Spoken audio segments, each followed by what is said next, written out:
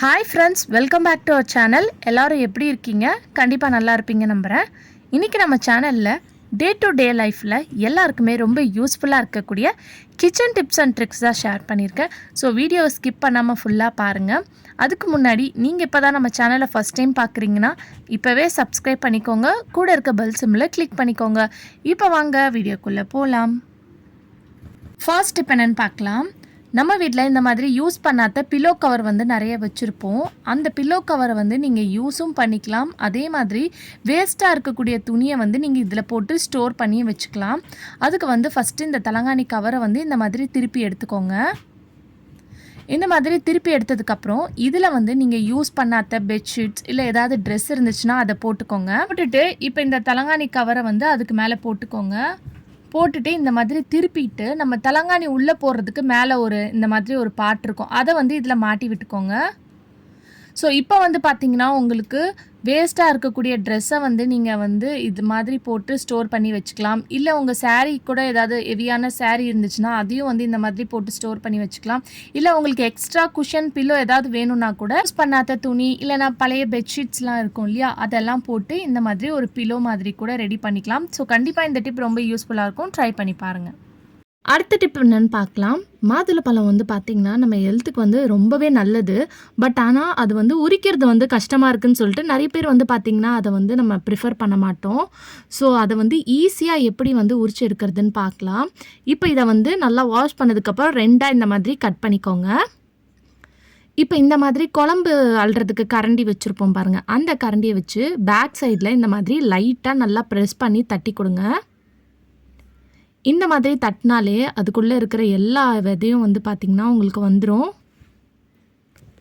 நீங்கள் ஜூஸ் போடுறீங்க, நிறைய பழம் வந்து உரிக்கணுன்னா அந்த டைமில் இந்த டிப் நம்மளுக்கு ரொம்பவே ஈஸியாக இருக்கும், யூஸ்ஃபுல்லாக இருக்கும். ஸோ ஈஸியாக வந்து பார்த்திங்கன்னா நீங்கள் இந்த மாதிரி பண்ணி எடுத்துடலாம். ஸோ கண்டிப்பாக இந்த டிப் யூஸ்ஃபுல்லாக இருக்கும். ட்ரை பண்ணி பாருங்கள். அடுத்த டிப் என்னென்னு பார்க்கலாம்.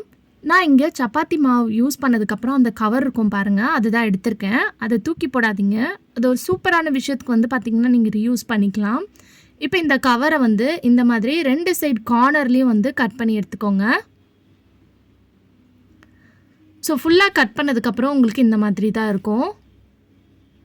இப்போ எக்ஸ்ட்ராவாக இருக்கிற பீஸை வந்து நீங்கள் கட் பண்ணி எடுத்துருங்க. நம்ம வீட்டில் குழந்தைங்க வந்து பார்த்திங்கன்னா செவுத்தில் அங்கே வந்து கிறுக்கிட்டே இருப்பாங்க. ஸோ அந்த மாதிரி டைமில் இந்த மாதிரி பண்ணி கொடுங்க. குழந்தைங்க செவுத்தில் கிறுக்கிறத வந்து அவாய்ட் பண்ணலாம். இப்போ வந்து வேஸ்ட்டாக இருக்கக்கூடிய கேலண்டர் அட்டை இருந்தால் எடுத்துக்கோங்க. அப்படி இல்லைனா ஏதாவது கார்ட்போர்ட் ஷீட்டு அட்டை ஏதாவது இருந்துச்சுன்னா அதை எடுத்துக்கோங்க. அதில் வந்து இப்போ நம்ம கட் பண்ணி வச்சுருக்கேன் இந்த கோதுமை கவரை வந்து நல்லா வாஷ் பண்ணிடணும். வாஷ் பண்ணிவிட்டு வெயிலில் காய வச்சு எடுத்துகிட்டு இந்த மாதிரி கம் போட்டு ஒட்டிடுங்க. இந்த மாதிரி கம் போட்டு ஒட்டினதுக்கப்புறம் இதை வந்து நீங்கள் வாலில் ஏதாவது ஹேங் பண்ணணுன்னா ஒரு ஹோல்ஸ் போட்டு அதில் ஒரு கயிறு கட்டி கூட நீங்கள் குழந்தைங்களுக்கு வாலில் ஹேங் பண்ணி கொடுக்கலாம். இது எதுக்குன்னு பார்த்தீங்கன்னா ஒரு போர்டாக வந்து அவங்க யூஸ் பண்ணிக்கலாம். ஒரு ஸ்லைட்டாக கூட நீங்கள் யூஸ் பண்ணிக்கலாம். இதை எழுதிட்டு அழிக்கிறதுக்கு டிஷ்யூ பேப்பரோ இல்லை சின்னதாக ஒரு காட்டன் கிளாத்தை வந்து கட் பண்ணி கொடுத்திங்கன்னா அவங்க எழுதி அழிக்கிறதுக்கு வந்து பார்த்திங்கன்னா ஈஸியாக இருக்கும். ஸோ வேஸ்ட்டாக தூக்கி போடக்கூடிய இந்த கவரை வந்து இந்த மாதிரி கூட நீங்கள் யூஸ் பண்ணிக்கலாம். அது மட்டும் இல்லாமல் இதை சின்ன சைஸில் கூட நீங்கள் கட் பண்ணி நம்ம கிச்சனில் வந்து ஹேங் பண்ணி வச்சிட்டோன்னா நம்ம அன்றைக்கி என்ன வெஜிடபிள்ஸ் வாங்கணும், க்ராசரி ஐட்டம்ஸ் என்ன வாங்கணுன்னா நம்ம அங்கே வந்து மார்க்கர் வச்சு கூட எழுதி வச்சுக்கலாம். கிச்சனில் கூட ஒரு வால் ஒட்டி நீங்கள் வந்து இதை ஹேங் பண்ணி வச்சு யூஸ் பண்ணிக்கலாம். கண்டிப்பாக இந்த டிப் யூஸ்ஃபுல்லாக இருக்கும். ட்ரை பண்ணி பாருங்கள். அடுத்த டிப் என்னன்னு பார்க்கலாம். நம்ம இந்த மாதிரி செலோ டேப் வாங்கினோன்னா அது புதுசாக வாங்கினோன்னா அதை கட் பண்ணி எடுக்கிறதுக்கு நைஃப் வச்சு தான் நம்ம கட் பண்ணுவோம். ஸோ அதுக்கு பதிலாக இந்த மாதிரி ஒரு சேஃப்டி பின் இருந்தால் போதும், நீங்கள் ஈஸியாக வந்து எடுத்துடலாம். ஸோ இந்த மாதிரி அதில் ஒரு கட் மட்டும் கொடுத்தாலே போதும், உங்களுக்கு எங்கே இருக்கோ அதை வந்து ஈஸியாக வந்து நீங்கள் பிச்சு எடுத்துடலாம். இதே மாதிரி நம்ம செலோ டேப் கட் பண்ணி யூஸ் பண்ணுறதுக்கு சிசர் தான் யூஸ் பண்ணுவோம். அப்படி உங்ககிட்ட சிசர் இல்லைன்னா இந்த ஒரு பின் இருந்தால் போதும், ஈஸியாக வந்து நீங்கள் செலோ டேப்பை வந்து கட் பண்ணி எடுத்துடலாம். ஸோ இந்த மாதிரி நீங்கள் லைட்டாக அதில் கீறி விட்டாலே போதும், உங்களுக்கு ஈஸியாக செலோ டேப்பை வந்து கட் பண்ணி எடுத்துடலாம்.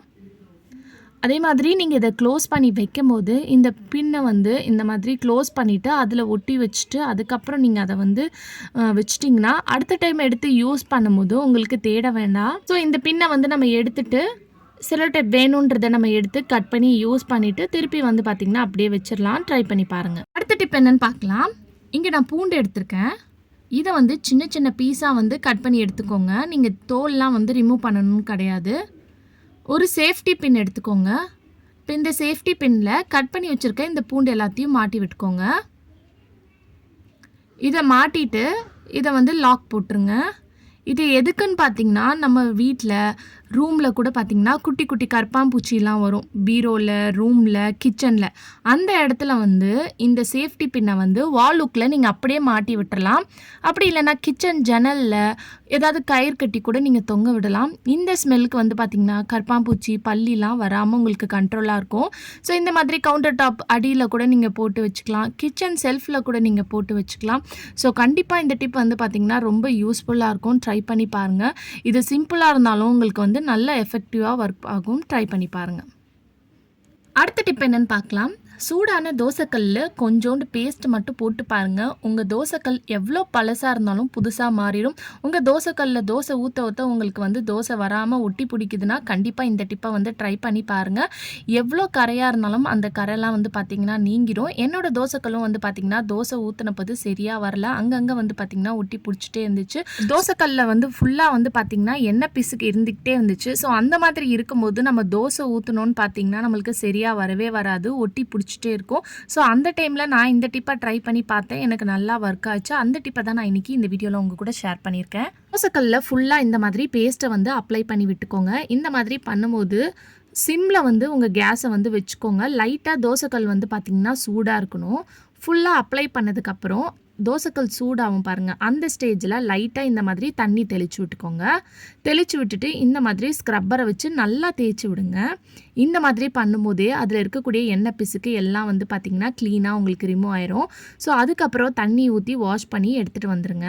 இதை வந்து வாஷ் பண்ணி எடுத்துகிட்டு வந்ததுக்கப்புறமா 1 ஸ்பூன் அளவுக்கு உப்பு வந்து சேர்த்துக்கோங்க. சேர்த்துட்டு இந்த மாதிரி ஸ்க்ரப்பரை வச்சு நல்லா ஸ்க்ரப் பண்ணி விடுங்க. இது பண்ணும்போதும் கேஸ் வந்து பார்த்திங்கன்னா ஸ்லோ சிம்மில் இருக்கணும்.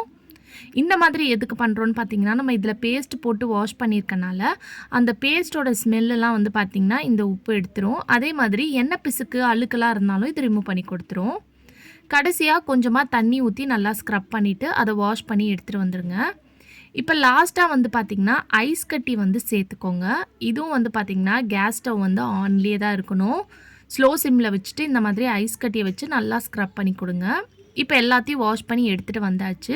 கடைசியாக வந்து தோசை சுடும்போது இந்த டிப்பை வந்து ட்ரை பண்ணி பாருங்கள். இந்த மாதிரி கொஞ்சமாக புளி எடுத்துக்கிட்டு ஒரு துணியில் வந்து மூட்டை மாதிரி கட்டிக்கோங்க.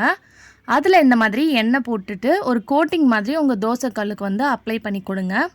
எப்போல்லாம் நீங்கள் தோசை ஊற்றுறீங்களோ அப்போல்லாம் இந்த டிப்பை வந்து நீங்கள் ட்ரை பண்ணிக்கோங்க. இதை வந்து ஒரு பாக்ஸில் போட்டு ஸ்டோர் பண்ணி வச்சுக்கிட்டு நீங்கள் தோசை ஊற்றும் போதெல்லாம் இந்த மாதிரி ட்ரை பண்ணலாம். நான் ஆல்ரெடி ஒரு வீடியோ போட்டிருக்கேன். அது இன்னும் நீங்கள் பார்க்கலன்னா கார்ட்ஸில் கொடுக்குறேன், வேணுன்றவங்க செக் பண்ணிக்கோங்க.